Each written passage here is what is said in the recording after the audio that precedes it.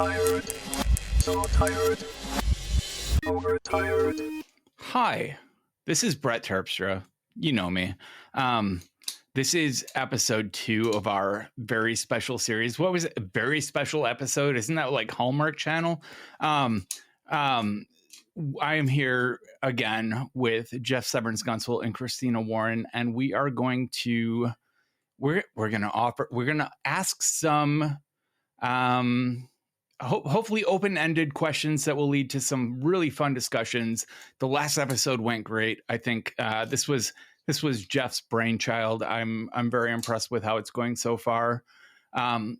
Before we roll into the new interview questions, I did have one topic, especially for Christina, but I'm curious about Jeff's input on this as well. Mastodon. I didn't run away from Twitter when Elon just completely royally fucked it.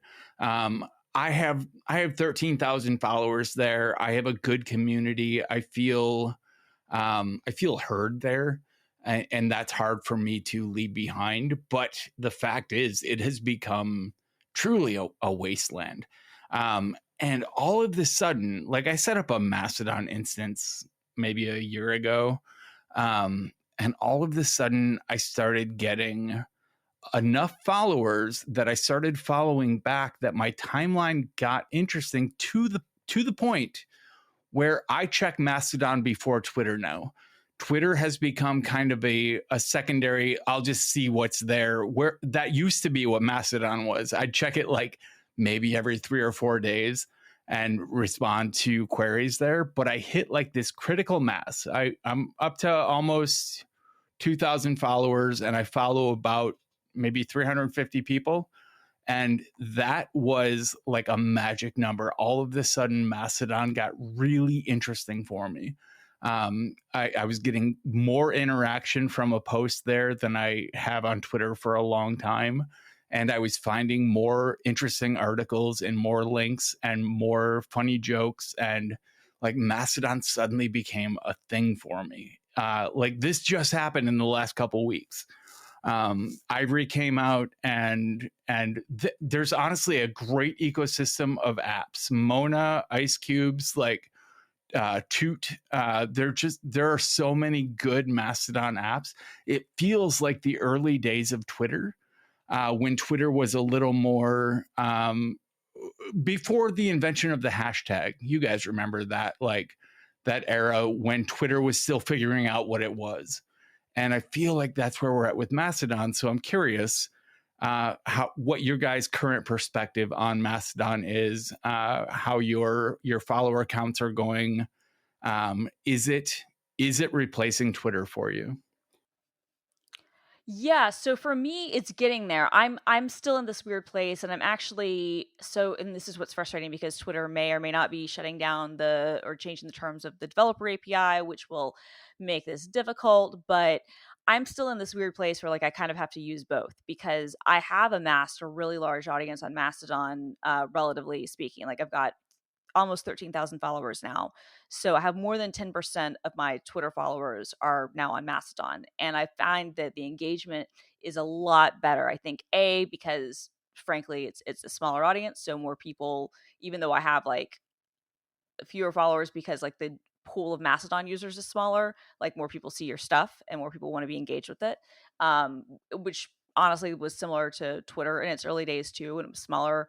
I think a lot of times you had people who were lucky enough to have like bigger accounts had like a bigger impact, so to speak. And then as the services get bigger, you need bigger and bigger like account numbers for that to continue to work.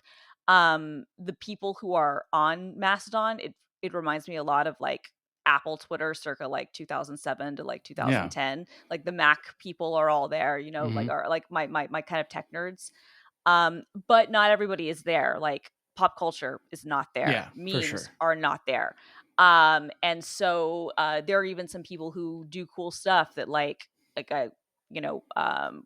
I wouldn't give a shout out about something who aren't there. So I still feel like I have to use both. And so ideally, and I'm trying to treat them as different things. Like I don't want to set up like an automated, like cross post the same content to each service thing, because that doesn't feel right. But it also is annoying to have to rewrite the same post for 2 different audiences. So there's this service called MOA Party, or it's moa.party, but you can host your own instance as well, that basically lets you cross post between networks like Mastodon and Twitter, and it can be conditional. So you could have like a hashtag, and only posts that have that hashtag would be cross posted. Yeah. That to me is ideal, and that's really what I want. But I don't know how long that'll be like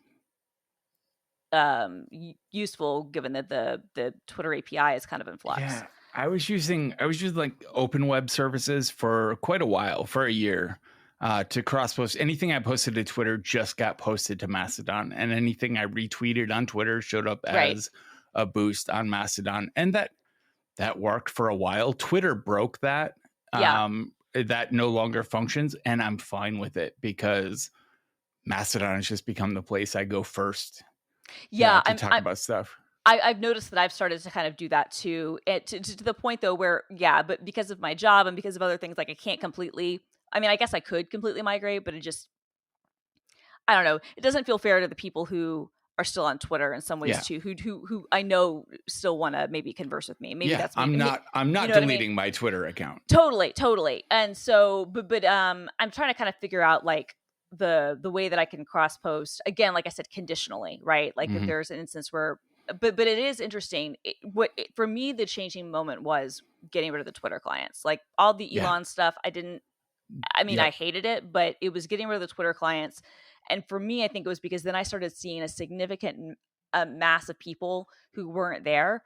And it was also, I think that decision also coincided with some of the other decisions that have been made at Twitter, where things are breaking, but we don't know how broken it is because so many people are gone. And so the website's still functioning, but it's not really functioning. And so people don't see your tweets because that stuff has been changed, or the logic behind that is broken, and no one knows how to fix it. Somehow, no matter how much blocking and unfollowing I do, I still see tweets from Elon every day. Every day. And there were reports that he had forced kind of engineers to rejigger the algorithm so that everybody would see his content first, which is insane. A la the great fictional company Hooli. Yeah, exactly. 100%. 100. I mean, this is Gavin. All of this is like literally out of like Silicon Valley. But it's real. But beyond like that stuff, like stuff is just broken, and the site is breaking and whatnot. And so it's becoming this frustrating thing where it's like, I don't get the engagement. I don't see people that I used to really like. Some of them have moved to Mastodon, some of them haven't.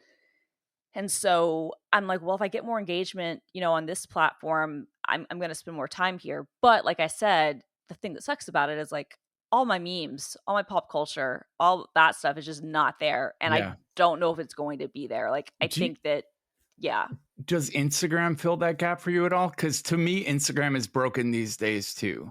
It is. Every third post on Instagram is an ad. They infiltrate my timeline with people I don't follow because someone I do follow liked a post. And they decided, all right, I'm going to show that to you. I'm getting notifications now that so-and-so posted something, and I'm getting a notification because 2 people that I follow also follow them. And I'm like, what are you doing? Yeah. Like, I don't know. It's broken. Not in the way that Twitter is broken, but it's going to kill itself. It is going to kill itself. 100%. The thing that had kept Instagram, I think, so successful for so long is that Kevin Systrom and Mike, I can't think of his last name. Last name starts with a K. The 2 founders were still there, and when they left, I think that they left in 2018 because of some clashes with Zuck.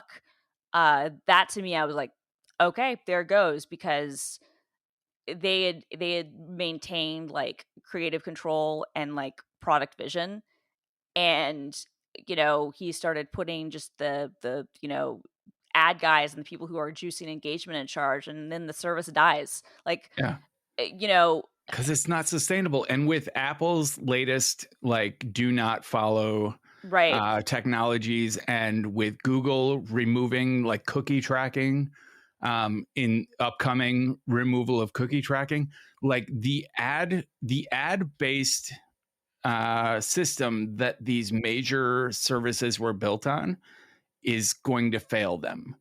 and they've never put time into figuring out an alternative way to make money.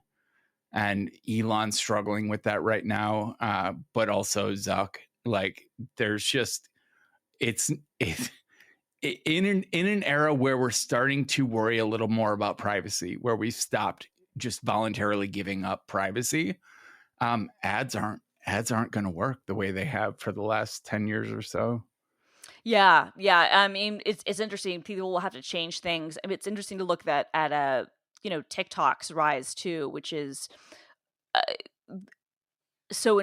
TikTok is a completely different system, and that and this I think is why Instagram has been struggling, because Instagram was brought up in like the old web era where your social graph, it was very important that it be people you know, and that was what linked you together, and like that was Facebook, and that was Instagram, and to a certain extent that was Twitter's always kind of been kind of in the middle of these two worlds, which to me is actually a strength, but you know uh it's not a strength if you don't capitalize on that, whereas TikTok is all about your interest graph. It's not about your personal graph, right? Like, I don't really follow a lot of people that I know in real life. I follow some of them, but a lot of them I don't. And I kind of don't even like that. Like, I see people auto following me on TikTok because I don't post anything on there, but I'm kind of like, oh man, that's not really the audience I'm kind of going for. Like, if you want to, cool, but like that's not really my bag.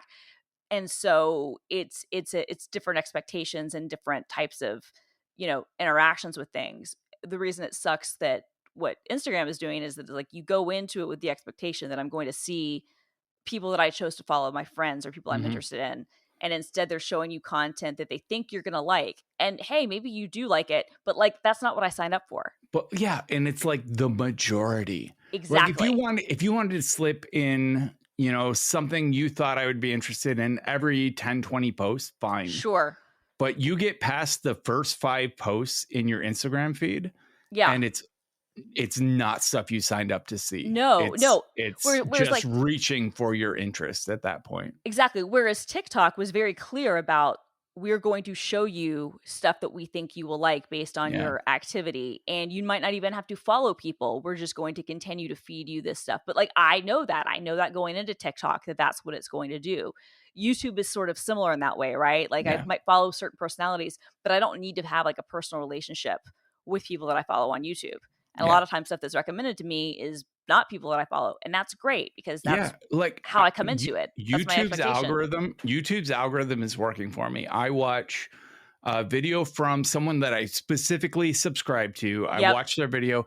At the end of it, after I've gotten the content I came there for, it gently suggests, oh, if you dug that, here's some other related content. And sure, like the whole radicalization procedure that it puts people through is terrifying. But for me, I find new content. I subscribed to 3 new YouTubers last week just because of suggested content after a video I watched. That's an okay way to do it, but that works on YouTube because you are consuming more than just one image and then moving on. You're actually engaged with something for 5 to 20 minutes or longer if you're into like crazy call-in shows like the Atheist Experience. But we totally lost Jeff in all of this. I'm sorry, Jeff. Yes, Jeff. No, you didn't lose me. I'm listening. I was on I'm just here to listen. My favorite 12-step response. I have the privilege of being able to kind of sit back and see how this Mastodon Twitter thing sorts, because I don't have any reason to be. Are you on? I don't have any. No, I'm not. I'm sorry. I don't have any professional reason to be on Mastodon or on Twitter at the moment, and so I've been just kind of letting it fly, letting it go, see what happens. But I find it a little. We've talked about this before, Christina. You and I talked about this, I think, when Brett was out. Like, it is the case that I know that there's so much of what I have gone to Twitter for and what I've built, and in terms of who I followed and lists and everything else, like, they just can't be recreated. Yeah. Like, and totally. And I'm not ready to fully grieve that loss, and so I've kind of I've stayed in, but I've noticed, every week it's a truer thing that what I created is not really what I created anymore. And so You know, as a kid who had to move like 30 times or something, it pisses me Oh, off to man. have to like take all my posters down and put them up somewhere Yeah. else. But I do Absolutely. have to go over to Mastodon and put my posters up. Should I create an Overtired Mastodon account? And if so, Yeah. what instance should I put it on? Is there a podcast, like a place where podcasts gather? Is there an instance for podcasts? I bet there is. I bet there is. Yeah, because unfortunately it does sort of matter. I would think Hachyderm might be the one that we would use. Okay. Because that's kind of like the tech centric one. But yeah. Actually, let's also put this out to our listeners. Like, yeah. What instance do you think we should be on? Should we be on Mastodon for Overtired? I feel like it would find our audience, because like both of us have managed to build, good proportions of our Twitter audiences on Mastodon really quickly with very little work. I want to switch. I want to switch instances. Like I signed up. I'm on nojack.easydns.com or .ca. .ca. That sounds like some dark web drug buying shit. It does. What it is libertarian shit. It's got it. Easy DNS is run by a libertarian who puts out a libertarian newsletter, and there's this fine line between like skeptical of the government, which I am, and libertarian, and like I am. The newsletter he puts out talks about privacy invasions, especially in Canada and the US, and it's stuff that is actually of interest to me. But the approach he takes to it is disconcerting for me. That said, like I signed up because he was like, hey, I made a Mastodon instance. And at the time, Mastodon was a new thing. And I'm like, all right, I'll sign up. And I did. And now I have this embarrassing Mastodon handle, ttscoff at nojack.easydns.ca. And I want to switch. I feel like there's like there are indie app spaces. There are spaces that I would feel more comfortable having associated with my handle. That I know it's possible to like switch instances and have all of your followers follow you there. Yes, and I've done it. I haven't looked into it yet. Yeah, I can walk you through that. The only thing is that like you want to figure out what instance you want to go to, and then with your number of followers, I think that you'd be okay. It takes some time because they have to repropagate. You won't bring your posts with you. That's the only thing. All of your posts will remain kind of in a read-only state. Okay. In the old thing. And at this point, I think I'm okay with that. Totally. I'm just saying that is kind of a concern that a lot of people have. And I've actually been looking at maybe getting my own like hosted Mastodon instance that like I control at like Mastahost. Yeah. And we should start an Overtired instance. I was thinking that. I was like, we could do that for like $5 a month or something. And we've been thinking about doing one for Rocket, but I would join the Rocket instance. Yeah, totally. And we could have it Overtired at like whatever our I'm surprised Relay doesn't have their own instance. Relay does, I think, but they don't have it. Like, it's not like a thing where, like, at least to my knowledge, anyway. Maybe for some people, they're like, "Hey, join our instance and move all your stuff over." But it's mostly for shows at this point. Yeah, exactly. Yeah, I don't know, Brett. Wouldn't you miss TT Scoff at take it sleazy that's what she said .biz? It's got to be .ca. It's got to be a Chinese TLD. Totally. All right. We're 20 minutes in already and we haven't gotten to interview questions. So what I'm going to do is take a quick sponsor block and then we'll spend the rest of the time on our interview questions. So same sponsor from last week. Our sponsor Collide has some big news. If you're an Okta user, they can get your entire fleet to 100% compliance. How? If a device isn't compliant, the user can't log into your cloud apps until they fix the problem. It's that simple. Collide patches one of the major holes in zero trust architecture, device compliance. Without Collide, IT struggles to solve basic problems like keeping everyone's OS and browser up to date.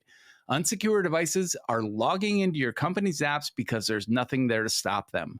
Collide is the only device trust solution that enforces compliance as part of authentication, and it's built to work seamlessly with Okta. The moment Collide's agent detects a problem, it alerts the user and gives them instructions to fix it, and if they don't fix the problem within a set time, they're blocked. Collide's method means fewer support tickets, less frustration, and most importantly, 100% fleet compliance. Visit collide.com/overtired to learn more or book a demo. That's KOLIDE.com/overtired. So if you or your team is on Okta, check out collide.com/overtired. Also, we have a promo swap this week. Are you looking to get more out of your fandom experiences? Do you wish you had the time to keep up with all the latest news and insights about your favorite film franchises? Well, then look no further than the Nerd Room podcast, a weekly audio experience with deep dives into the latest news, reviews, and speculation from the worlds of Star Wars, Marvel, DC, and beyond. Whether you're a casual fan or a diehard enthusiast, the Nerd Room has something for everyone.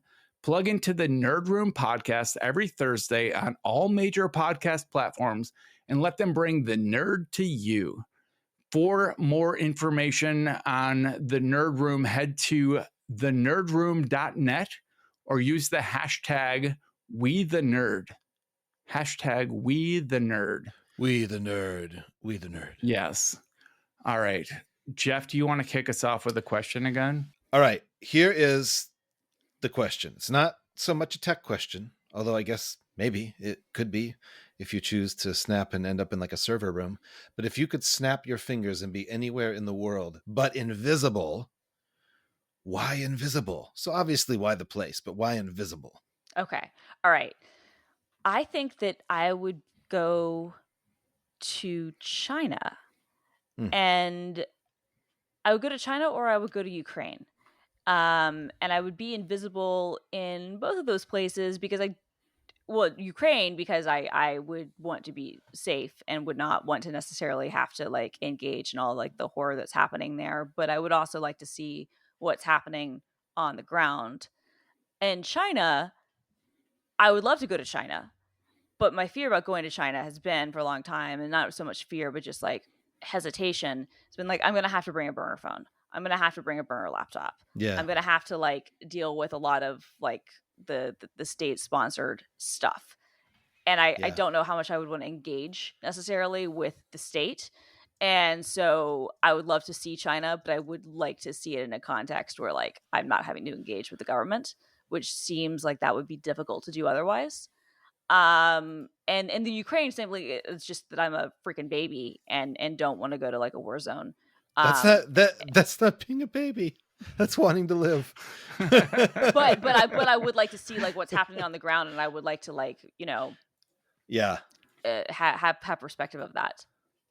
Totally. That's awesome. Did you ever see the YouTube video? Is this guy, I think he's in Shenzhen, and he's like, how I made my own iPhone, and he basically goes through all the tech markets to find the various pieces of iPhone tech and puts it all together just about at the end. Oh God, that's what I thought of when you said you'd want to be in China. I totally the tech markets. Yeah, I would love to see the tech markets. I would love to see like some of the factories. I would love to see some of the. I mean, it's such a vast country, right? Like just incredible. I would love to see like the Great Wall as trite as that is. But I would love to see. Yeah, I would love to see the cities. Like I haven't spent a lot of time in Asia, unfortunately. I'd had some trips planned, and then COVID happened. But I don't want to be invisible when I go to Tokyo.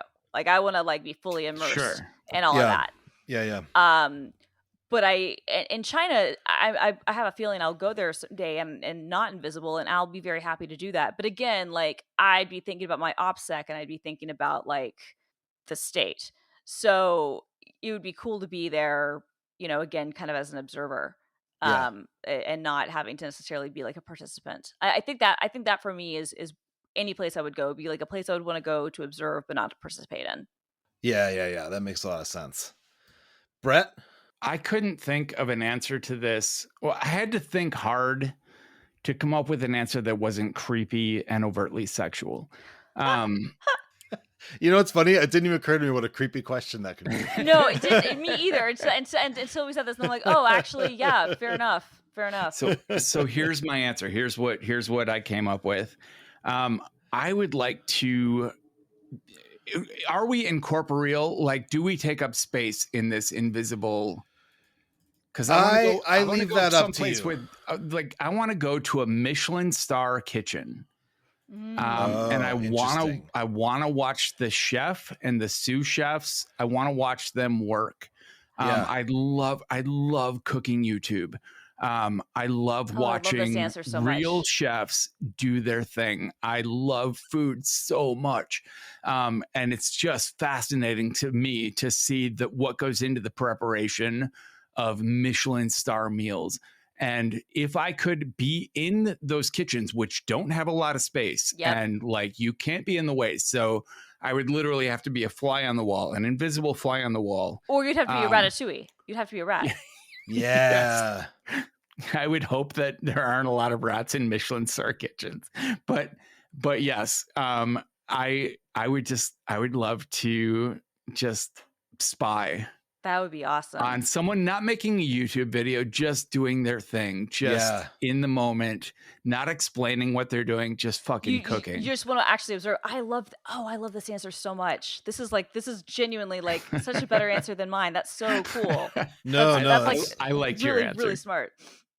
That's awesome. Did you guys? Oh, we talked about the bear, right? You guys saw the bear. Oh, yeah. Yes, I know we're not talking Michelin. I do not want to be in the bear, invisible or otherwise. No, but love that show. But that kitchen environment, to me, there's something attractive about like just being in a kitchen that knows what they're doing and like. Yeah. You read the book Kitchen Confidential, right? I'm sure you did. I didn't. I did not either. Okay, you have to. And the audiobook is really good, especially now that he's gone. That is Anthony Bourdain's, book. It was turned into a TV show, but no, you would love it. You would love it, Brett, because it's all the culture and everything that goes into that, and it's a great book. Awesome. The audiobook is really, really good too, because he, is the narrator, and he's obviously, he was a fantastic speaker and storyteller. You saying this, so my favorite ride at Disney World was the Ratatouille ride. That was my next question. The Ratatouille ride? Was the Ratatouille ride, like Remy's quest or something. I don't remember what it's called now. But basically, you're in these little, the way that they have it working is that it's one of the 3D rides. Or I think it's 3D. I think you have 3D glasses. It's kind of a combination of different elements. So basically, it's like a dark ride coaster sort of thing, but each of the cars is shaped like a mouse. And so the idea is that you are a mouse who's helping assist Remy as he's helping get service for the restaurant. And so everything is like massively like scaled. So like you've got like, and you've got these experiences where like you have somebody sees you and you almost get swept under something, and then water from the mop comes and hits you in the face, and real water comes out. and you see like these different kind of thing. It's just super, super fun. Like I went on it several times and I had a great time. So that made me think of that, because that was like, I feel like kind of being a fly on the wall in a high-end restaurant. There's a litmus test, much akin to knowing that Frankenstein wasn't the monster, and knowing that Ratatouille wasn't the rat. Yes. Yeah. Right. All right.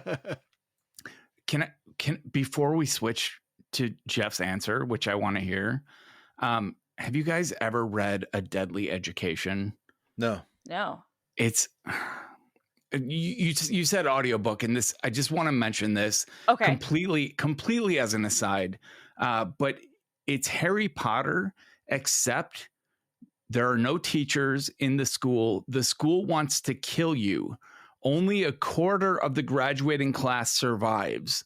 Okay. But it's magic and it's lethal. And I started this book and just immediately got engrossed in it. Like, it is what I look forward. I'm doing the audiobook.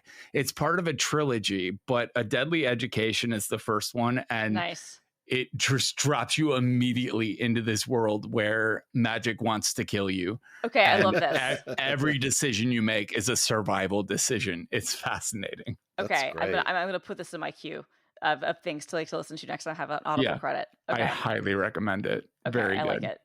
All right. That's awesome. Jeff, so what is your answer to this question? It's funny. I wrote the question and then instantly had an answer as I was writing it. And it didn't have anything to do with girls' locker rooms? No, it did not. Damn, bummer. Sorry. This isn't going to be, what's the movie? Porky's. Oh, what's the Porky's? Porky's. Thank you very much. Porky. Well played. Okay. So from 1998 to 2001, I was traveling back and forth to Iraq, doing like humanitarian work. And then I stopped for a while, and then the war happened, and I went back like, does everybody remember the big statue being pulled down? Mm-hmm. Sure. Yeah, I went back. Of course. I went back like right after that, like a day or two after that. So the occupation was pretty new, and everything was still very confusing, and also it was the first time I had ever experienced a city that I knew well. It's the only time I ever experienced a city that I knew well being totally like Leveled. not leveled, because in Baghdad, like, it was a lot of like what they call smart bomb hits, Mm, yeah. but there was just enough of that kind of stuff that the whole city felt different, even though, Mhm. Other parts were still working, whatever. Anyway, I really love that city, and really loved the time I was blessed to spend in it. But once the war ended, and especially once the Civil War started, which, was like 2006 or so when that started, lasted a couple of years, it just wasn't possible to go back. Like, I had friends, Iraqi and American, kidnapped. I had someone who was traveling with my organization was kidnapped and then beheaded, and it just wasn't possible to go and not get someone hurt, basically. And the place that I would like to go now, because it's now been since 2003 since I was there at all, and of course coming up on the 20th anniversary of the war this month, is there was this big hotel called the Palestine Hotel, and you could go to the restaurant on the top floor, which was like a 360 restaurant. It wasn't one of those that moved. They had one of those in Baghdad, but this wasn't that. But it was like, there were all of these like really high backed booths that you could sit in and kind of see some part of the city. And it's like a perfect place because you're like right on the Tigris River, and you could really see how the city's laid out and how it's functioning, and all of that stuff. And I used to love it because like you could go up there and there'd be like young lovers eating cake in the like private booths, and people would meet there for various reasons. It was a lovely place to hang out. And I would love to just be plopped there first in that restaurant to just have sort of a look around the city and see what's changed, because it's not so much that it was all bombed out anymore. It's that it's been in a rebuilding process for quite some time. And I know exactly how I would be able to see that, like which park areas and which whatever else. And just sounds lovely to be able to be there and wandering around and not getting anybody hurt, because that is the sad reality to this day. I mean, I have friends who go. Everyone always goes to northern Iraq, but in Baghdad, I think it's still not terribly safe for anybody who is your friend if you're there. Sure. Yeah. So I want to be dropped in a restaurant too. For entirely different reasons. For entirely entirely different- different reasons. All right. Oh, and the sunsets. You could watch the sunsets there. It was really awesome. Nice. It's an awesome city, man. I hope I hope to God one day you could just travel there normally and be a tourist. It's just an awesome city. Nice.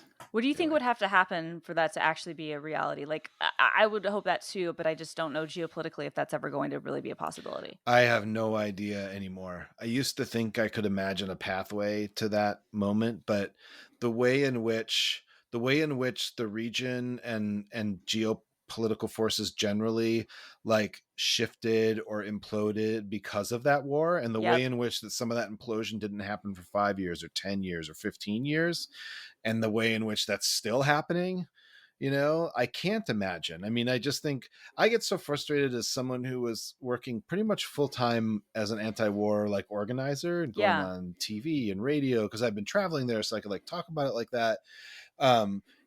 It's not even satisfying to say we were right because actually we were wrong. It was bad. We had no fucking idea how bad it was going to be. Right. We weren't saying, hey, there's going to be a civil war and there'll be bodies in the street every day that nobody wants to pick up because it's dangerous to even go out and pick up a body in the street, right? Like, we weren't thinking of that. We weren't thinking of Syria. We weren't thinking of the Arab Spring and where that fits into everything. We weren't thinking 20 years. Yeah, and so I don't know.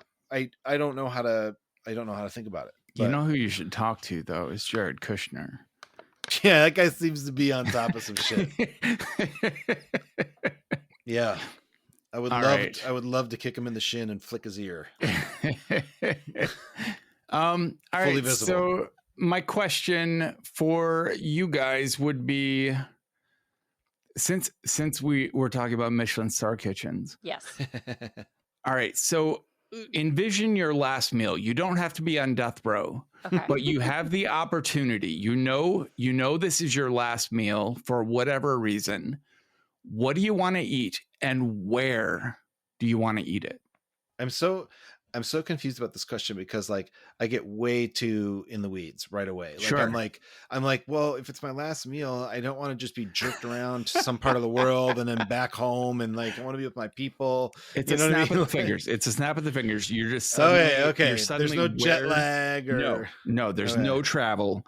You have this moment where you get to eat the meal of your choice in the setting that you choose with no other repercussions. And if you have any dietary sensitivities, they don't apply. They don't apply. Like for me, like I'm gluten and lactose intolerant. So like some of my favorite meals, I can't eat. So for me, this is like a total fantasy thing. Okay, I have one. Okay. I don't know where this location is, but I'm assuming I could almost like make a request and the location would be found. I would love to have the best pupusa cart in El Salvador's pupusas as my last street food. You want street food? I want street food, but I want pupusas. Yeah. And I don't want to do what always happens when you're in the States, which is like, oh, maybe they're going to be super dry. You can never know they're going to be right. I want to know that they're right. And I want that to be my last meal with, if possible. And I don't want to assume they're supposed to have the cake of another country or anything like that. But if there's some tres leches cake for dessert, sounds great. It's your fantasy, man. You set the menu. My friend Dan and I, when we lived in Chicago, we both worked at Punk Planet magazine. He was the founder of Punk Planet magazine, and we would get pupusas every week. And we actually took a community Spanish class just so we could order our pupusas in Spanish. Wait, Danny? No, Dan Sinker. Oh, okay. Different, not Danny Glamour. Oh, I was gonna, if he was the founder of Punk Planet, I was gonna regret not knowing that at our last interaction. Okay. No. So we learned just enough Spanish to order in Spanish. That was our goal. Nice. Christina, have you thought of anything? Yeah, I have. So I think it would be a John George's restaurant, and I'm just trying to figure out which one it would be. Because there are a bunch. So like I could go like lower end in the John George's like pantheon, which is not to say it's low end because it's still great. And say ABC Kitchen in New York City in the Flatiron, where I've been many times and where I had Thanksgiving once. Nice. and I love ABC Kitchen. I think it's a great restaurant, and it has like a nice mix of um, different types of foods, but they have really good um, like pastas and but also great fish, which he's known for, and meats and steaks and other things. There was a John George's restaurant that I went to in Sao Paulo in Brazil that was at this hotel that one of my coworkers was staying at because she booked the fancy hotel and the rest of us stayed at like the Marriott, like in the city, and she stayed like further out at like this super super swank hotel because she did it right. And like my last day in Brazil, and this was in early December, and it made me think that like I would love to go to Brazil during New Year's some year because it's warm there, it's summer there, and we were like out by the pool and we ate at this just fantastic restaurant. I had this great risotto and this great these great scallops. Um, That sounds and then amazing. there's John George's in New York City. But I think honestly the one in Brazil, I think the one in Sao Paulo in kind of like is outside of the city a little bit. It's this Oh, beautiful hotel that had this like beautiful pool, and the restaurant was fantastic, and the food was just great, and it was just a wonderful location, and it was kind of a fusion of a bunch of different things. And so I think that's one of my favorite restaurants, and I've also been to some great restaurants in Paris, but I think that the John George's in Brazil is where I would have my final meal. that All sounds right. like fun. Nice. Do you All want to right. hear my Oh, we answer? have to hear Of your course, answer. we want to hear your answer. I have two. All right. And come end of life, I would have to choose one or the other. First one would be like a Neapolitan pizza with a like Italian meal served in Rome in a small villa with like a family of 12. Mm-hmm. Like the whole Italian dining experience, like family style dining experience. Um, Pizza and I don't even know, I'm not Italian enough to know what the ideal accompaniments would be, but I envision like a whole meal built around Neapolitan pizza. Okay. Wow, yeah. Second option is street taco, pork. I'm a vegetarian, but this is my last This meal. is your final meal, so you're going all out. Do it. Yep. An al pastor pork taco from a Mm. street cart in Mexico City, eaten Sounds awesome. at a picnic table, street side. Like those are my two competing options for my last meal. Awesome. What are you gonna do? Flip a coin or what? I mean, I think it's whatever I'm in the mood for at the Yeah. moment. I find out that this is my last meal. It's whatever comes to mind first. The way when we're talking about like going out for dinner, what I do is I close my eyes and I imagine eating different foods, and I pay attention to the way it makes me feel in my body when Yeah. I imagine the foods. And people, when we go out to restaurants, I am always the guy that everyone's like, "Oh, I should have ordered that," because I order well. Like I'm really good at examining how is this going to make me. What level of happiness is this dish going to bring me? Yeah. Yeah. And imagining it and feeling it, and then making my decision. So like in the moment where someone's like, "This is your last meal. What do you do?" I would Yeah. picture the two. I would see how I felt and roll with it. Awesome. I have another potential addendum. Patsy's. You said pizza, and I was just like, I gotta go to Oh, Patsy's in New York yeah. City. That's like So the best good. pizza. I haven't been there. It's like probably like the best pizza in New York, in Awesome. my opinion. All right. Yeah, it's lovely. God, I love talking about food. All right, Christina. All right, my question is, what was the first thing, like, talking like musician or a band or a film or an author or a brand or whatever, like that you were a fan of, like a fan, like your first like introductory to fandom, like the first thing that you loved, that you maybe like had like would get merch from or want to be want to put posters of your wall up of and just loved everything about it, like beyond just liked, but like you were a fan of. And then the secondary question of that is like, are you still a fan of that thing today? All right. So I had to think long and hard about this because, like, I grew up, we weren't allowed to watch a lot of TV. I wasn't allowed to buy music. My parents listened to Peter, Paul, and Mary, and like, there just were not a lot of things. But the TV shows I was allowed to watch as a kid, I became fans of. And I would have to go with Knight Rider. Okay. Like I had the kit model car, I had the action figure of David Hasselhoff, I had the poster on my room wall. Like Knight Rider was the first time that I experienced like going to bed at night and wondering what Knight Rider was doing now. That like I want into this person's life.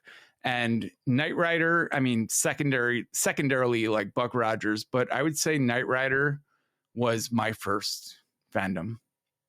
And no, I'm not still a fan. I've seen episodes of it. It doesn't hold up. That sucks. Maybe I'm over it. I might be overly critical. The theme song is still fantastic. It is. Did you hear theme song? The band Deerhoof made an amazing record recently that integrated that. I haven't heard song. That. I'll check that out. It's really amazing. All right, I'm adding a note for the show notes. Deerhoof. All right, that's what I got. Mine. So if we're talking first, like the first for me, I believe would be Motley Crue. First time I was exposed to them, it was just to their images. So not even my stepbrother yet, because our parents were dating and I was living together. And so he came home, and at the bottom of the stairs in our townhouse was a record, and it was the Shout at the Devil record, which was the version that had a black front. So it had a black front, a matte front, but the pentagram was gloss. And it said Motley Crue's name. And I thought, well, that looks pretty badass. And I turned it around, and like their photos on that album are just like, there's flames, and they're wearing that awesome red and black leather with like little spikes and shit and cod pieces and everything. And I was probably in 4th grade, and I was like, that is the coolest fucking thing I've ever seen. And so I got to listen to that record, and I definitely loved it, but it wasn't until Theater of Pain came out with their hit Home Sweet Home, one of many hits, that I like truly fell in love with that band. And like, what, you know, I had not just posters, but like door posters. Remember those, like the size of the door? Yeah. I had like so many door posters that they had to go on the wall. And I had like, you know, my mom and stepdad worked at this magazine distribution company, which had like every music magazine. And so I had tons of like cutouts from magazines. You had all the cutouts. You had everything. That's awesome. Everything, enough to like, I had cutouts that I could tape onto my school folders, like and everything I needed to be a fan. And like, and I thought about them all the time. I remember buying their VHS like home video, because bands used to always have like a VHS home video, they called it. Before the Pam and Tommy video. But not that home video. I mean, you did have that home video. We've all talked about. Well, maybe you didn't buy it. We all saw it. That's right. But like, you know, it was like them like just going to band practice and being in the studio and like hanging out with chicks. Like it's stupid, but I watched it over and over again. Sure. And I would buy, like, once Tommy Lee had custom sticks, I used those drumsticks for my drumming. And just to say that the first time my band ever played like a meaningful show, which was all the way in like probably 7th grade or 8th grade, I guess, I actually, like, before leaving the house to go to this show, I actually sort of prayed to one of those door posters. I was like, dudes, I'm going to need everything I can get tonight. Okay. This. You know, it was like a battle of bands or something like that. And so yeah, that was it. Like I thought about them all the time. I imagined their lives. I imagined myself in their lives. Like, did not have an easy time doing that. And they did not hold up, as we all know, if we've got YouTube. Well, not only did they, I mean, some of their records did hold up. I can really enjoy the first record. I can really enjoy Livewire. Livewire is still a banging song. And I still love Shout at the Devil. Yeah. I still love some of the I actually love riffs on every album. I mean, I fell off at Dr. Feelgood. Mick Mars was a genius. Vince Neil's younger voice, like Yeah, all wonderful. the way up through like Dr. Feelgood. Yeah. Like his voice was magical. And like as a drummer, I loved the like drummer as frontman thing. I was like, oh yeah, that's pretty sweet.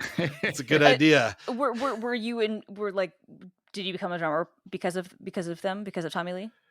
Did I become? No, I was already a drummer, but he just was such a charismatic character, you know?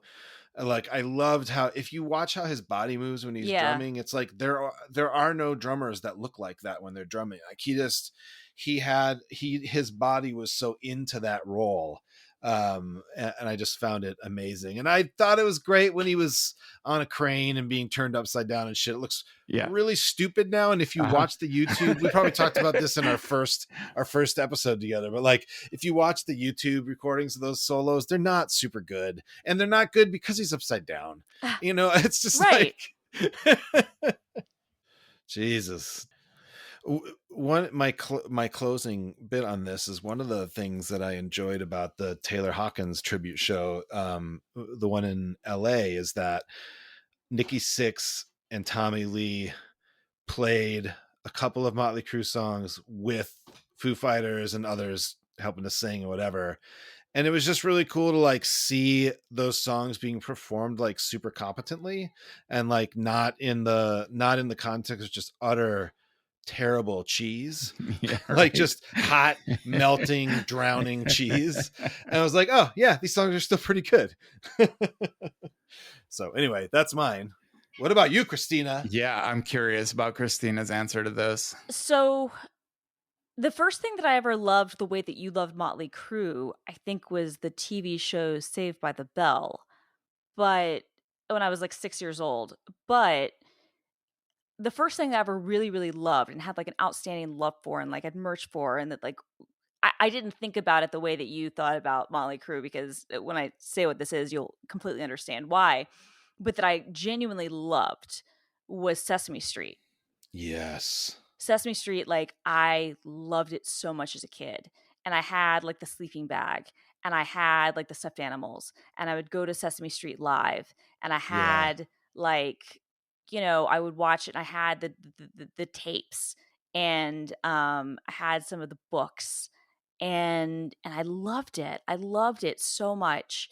And I don't know why I loved, you know, Sesame Street and the Muppets and all of it, but it wasn't just the Muppets, right? Like I liked the humans too. Like I wanted to marry Bob, and Bob. Gordon was great, and Luis. I remember when Luis and Maria got married. Like that was like a whole special episode. And like I loved Sesame Street, and by extension Jim Henson. Like I just like loved that.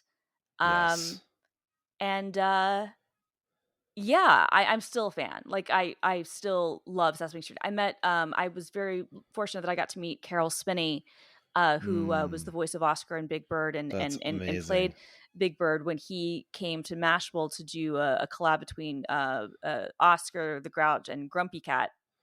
And it was a closed set, and they let me come in, and I was off of a red eye, and I'll never forget this. Like I got in at like 6 or 7 a.m. and I went straight to the office. Like I had like my bags with me. I was just getting in from San Francisco, and I have a photo, and I look like shit, but there's a photo of me and Oscar, and I got to meet Carol Spinney, and I got to tell him that, like, to thank him for my childhood.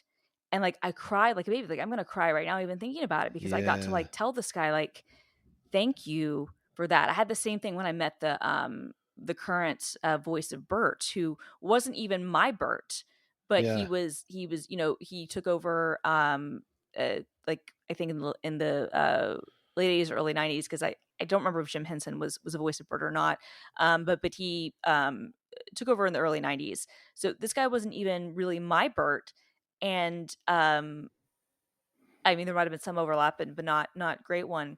And I like cried when I met him. And I was like, thank you for what you do and what you bring out to kids, because it's magical what they do. And when, you know, when you see them, especially like when I've been able to been fortunate to see those puppeteers, how they are with them, and like it is like they are. The puppet is, you don't even look at the human, like you're interacting with a puppet. It's unreal, and they clearly love what they do so much because they could make more money doing other things, and Right. everybody who's involved with that, except for I guess the licensing people, could be making so much more money than what they do with Sesame Street and those types of things, and yet they do it anyway, and they do it because they love it, and they do it because Yeah. they know that it helps people, and because it like touches kids in like a really special way. And so yeah, like I will never, I will always be so grateful that I got to like tell Carol Spinney like thank you for That's amazing. childhood. Yeah. Yeah, that's awesome. amazing. Do you remember the Muppet Babies? Of course. Muppet babies, we make our dreams come true. Yeah. I love that. There's your answer. My first rock and roll album was the Muppet Babies Rocket to the Moon, which I had on a 7-inch record that I played on. I can picture it exactly. This like play school record player I had. Yeah. Anyway, so the Muppet Babies Rocket to the Moon was like I literally only listened to classical, and I had heard a little bit of the Boston Pops, like classical versions of pop songs and like the Star Wars theme and stuff like that. But I had never heard a 4 on the floor rock and roll beat up until that point. And the Muppet Babies Rocket to the Moon, I was like, snap, snap. Oh, I get this. Like this speaks to my soul. And that was the beginning of a journey into rock and roll for me. But I absolutely owe it to the Muppet Babies. That's awesome. I love it. You were, when you brought the Muppet Babies and when Christina brought up Sesame Street, I was like, wait, mine is Garfield. I had like the bedspread. I got all the books from my parents' work. What about Garfield garners any kind lovable. of obsession? Yeah, I mean, but there are a lot of people who love Garfield. It's actually kind of fun. I will say that when my kids had a Garfield phase, I was like, I don't remember why I liked this, but I loved him. He was a grump. He didn't like Mondays. He was like, he was sassing off to the clueless adult in his life. Did you also love Kathy? No, I wasn't a Kathy fan. See, but Garfield, here's the thing. No. Go ahead. This is just the comic strip. I was going to say, because I remember Garfield primarily from the animated show, and so I watched the cartoon. Animated show. I watched the cartoon, but I was a huge fan of the books, which I could get at my parents' work. And yes, that is the same place that carried all the porn. Makes sense because they produced I also just loved those books. Were rectangular. They were all the same size, and I loved how they were different. They felt different from any other book, which was really exciting. But another fan thing I realized that ties back to one of our conversations from last episode is that because again, my parents worked at a magazine distribution company, which means that I was regularly in a warehouse, massive Costco size warehouse full of every magazine that exists. And a lot of romance novels. I love this. And so I would come home one visit, I would fill a box with Circus Magazine, Hit Parader, Kerrang, like all these, in this case, like kind of hard rock and metal magazines, and, Rolling Stone, and I mean, everything. Right. And so I had a knowledge about the bands I loved that was quite current, given that there was no internet.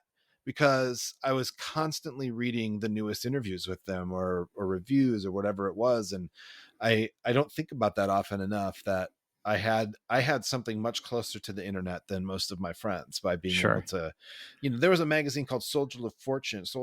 Oh man. But before they got busted for it, there were people in the back advertising their services as mercenaries. Yep. Yeah. Like, I mean, like I had there was a magazine called Prison Life. Like, it was just like I had everything in front of me. Anyhow, I'm going off on a tangent, but you can imagine how a kid from my background grew up with a certain survivalist bent. Yes. That is common for fundamentalists. But yeah, like I used to run around in the woods with an army helmet and full camo, and we would read Soldier of Fortune, and Imagine someday when we could offer our mercenary services to people in the back of Soldier of Fortune. I mean, what's crazy is that in this case, right, these were Vietnam vets. It was pretty intense, right? Like, it was just like, these were guys that were like, the war's been over for 10 years and I don't know what to do with myself. So it was for hustle. Real. It was scary shit. That's funny to go from Muppet Babies to that. Soldier of Muppet Babies. Yes. Soldier of Muppet Babies. This is although Muppet Babies did so many parodies, because that was their whole thing. That's a good point. You could imagine them doing like a parody of like Soldier totally. Yes. Muppet Babies of Fortune. Yes, I would watch that. Fortune. I would too. I would watch that. Show title. This has been awesome. I love this. So we only, in each episode, we got through one question each. We could continue to do this. I say we put it out to the listeners. If you want to hear another episode of Christina, Brett, and Jeff interviewing each other with pie in the sky questions, let us know. Otherwise, we will get back to our regular programming. We are now so full transparency. We did this 2-part series. We recorded it in one day because we want to get on a Monday publishing schedule. So we have weekends to edit and we needed to get a week ahead. So we did this long Saturday. Sorry, Garfield. And we are now officially back on track with sponsors and whatnot.